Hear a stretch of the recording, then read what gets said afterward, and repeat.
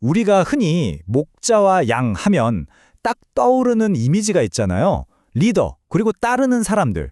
근데요, 요한복음에 나오는 이 비유는 사실 그게 다가 아니에요.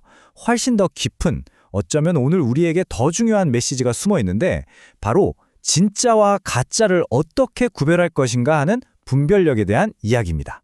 자, 오늘 그 속뜻을 한번 제대로 파헤쳐 보겠습니다. 그래서 오늘 우리가 살펴볼 건 크게 네 가지예요. 먼저 들어오는 방법부터가 다른 두 존재에 대해 알아볼 거고요. 그 다음에 등장하는 미스테리한 인물, 문지기는 과연 누굴까? 이것도 파헤쳐 볼 겁니다. 그리고 이 비유의 핵심이죠. 목자와 양의 아주 특별한 관계. 마지막으로는 이 모든 이야기 속에서 양, 그러니까 따르는 사람에게 주어진 정말 중요한 임무는 무엇인지 살펴보겠습니다. 자, 그럼 바로 시작해 볼까요? 자, 첫 번째 주제입니다. 목자냐, 도둑이냐. 이 이야기는 시작부터 아주 명확하게 선을 그어요. 진짜 리더와 가짜 리더, 이 줄을 가르는 기준이 뭔지 아세요? 아주 간단합니다. 바로 어떻게 들어오느냐, 이거 하나로 갈립니다.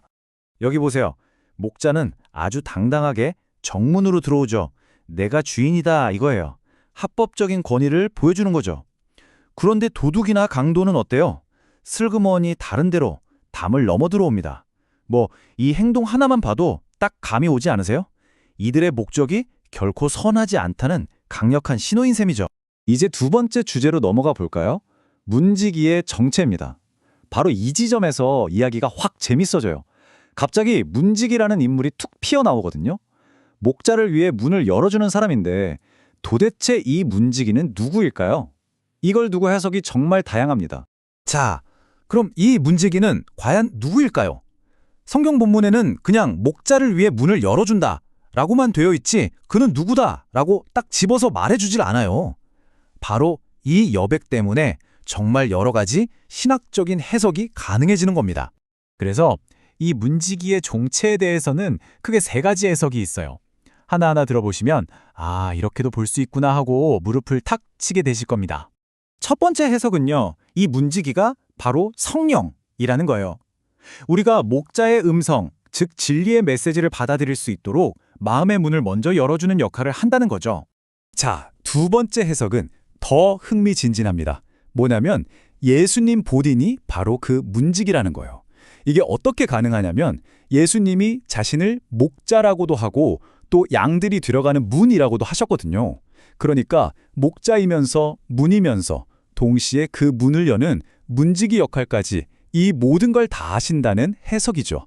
정말 깊죠? 그리고 마지막 세 번째 해석은 좀 더 현실적이에요. 문지기가 바로 우리 같은 사람이라는 겁니다. 예를 들면 누군가에게 처음 복음을 전해주는 전도자나 아니면 교회에서 따뜻하게 맞아주는 안내위원처럼요. 다른 사람에게 문을 열어주는 그런 역할을 하는 모든 사람들이 바로 문지기라는 거죠. 자, 이제 세 번째 주제, 목자와의 유대감입니다. 정문으로 당당하게 들어온 목자. 이제부터 뭘 할까요? 지금부터가 이 비유의 하이라이트라고 할 수 있습니다. 바로 목자와 양이 어떻게 그렇게 깊고 끈끈한 관계를 맺는지 그 비밀에 대한 이야기거든요. 이 둘의 관계는 그냥 하루아침에 뚝딱 만들어지는 게 아니에요. 여기 보시는 것처럼 아주 체계적인 4단계를 거칩니다. 첫째, 목자가 양의 이름을 하나하나 불러요. 그럼 둘째, 양들이 그 목소리를 알아듣죠. 셋째, 목자가 앞에서 길을 이끌면 마지막으로 양들이 그를 따릅니다. 이 과정 전체가 바로 신뢰가 쌓이는 과정인 거죠. 여기서 진짜 중요한 포인트가 뭐냐면 자기 양의 이름을 각각 부른다는 거예요. 거기 양들 다 이리 와! 이게 아니라는 거죠.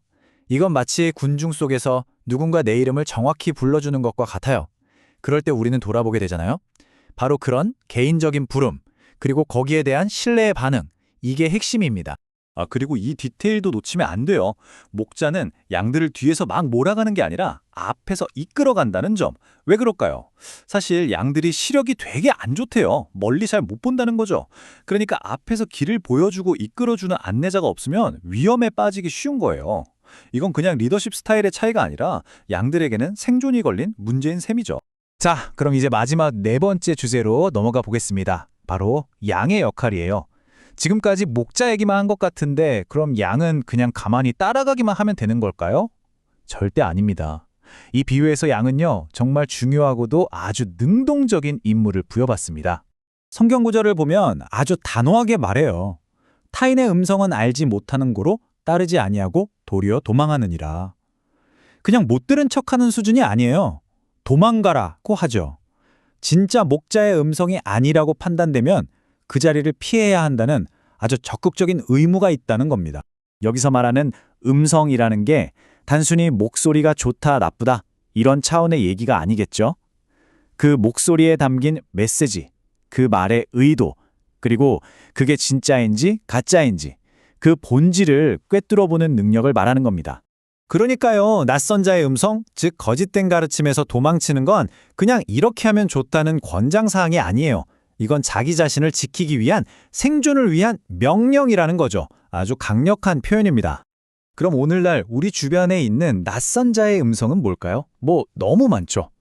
인터넷에 떠도는 가짜뉴스, 보이스피싱 사기 같은 것부터 시작해서 사람들을 교묘하게 속이는 이단의 가르침, 또 사람들을 분열시키는 정치적인 말들, 심지어는 우리 주변에서 들려오는 해로운 뒷담화나 소문까지. 이 모든 게 다 낯선 자의 음성이 될 수 있다는 겁니다. 그런데 여기서 이런 궁금증이 생기지 않으세요? 그렇게 위험한데 왜 사람들은 자꾸만 이런 낯선 목소리에 속아 넘어가는 걸까요? 정말 이상하잖아요. 도대체 이유가 뭘까요?